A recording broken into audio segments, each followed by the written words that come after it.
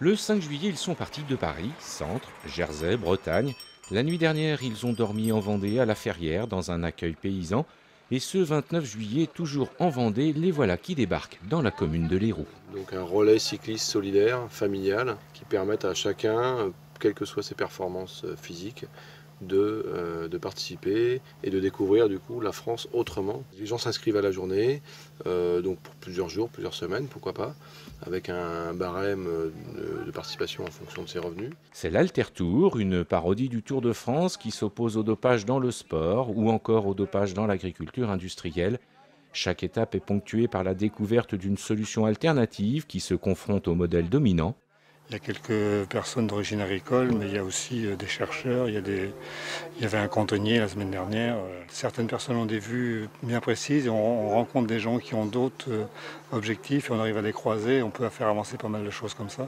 L'agronome Marc Dufumier, Michel Caillat, sociologue du sport, et Paul Ariès, politologue, sont les parrains de cette troisième édition de l'Alter Tour. La petite reine est pilotée par des militants issus de secteurs différents.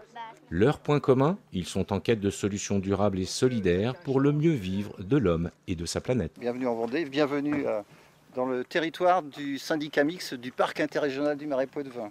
Donc je suis un chargé de mission du parc sur des missions très particulières que sont la gestion et l'entretien de ces prairies naturelles humides que vous avez en face de vous. Ce jour, découverte de ces 245 hectares de terrains communaux, un espace tampon vital pour l'ensemble de la deuxième zone humide de France que constitue le Marais Poitevin.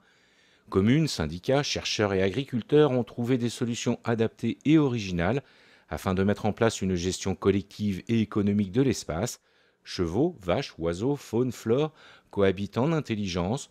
Tout ce petit monde participe aujourd'hui au retour des équilibres naturels indispensables à l'entretien du site. Dans les années 87, 88, 89, il n'y a plus personne ne voulait aller sur ces espaces-là. C'est parce que les communes ont souhaité avancer sur un projet de conservation de ces milieux.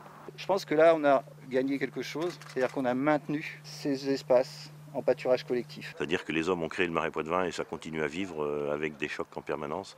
Et je pense que c'était une découverte importante pour des gens de l'extérieur.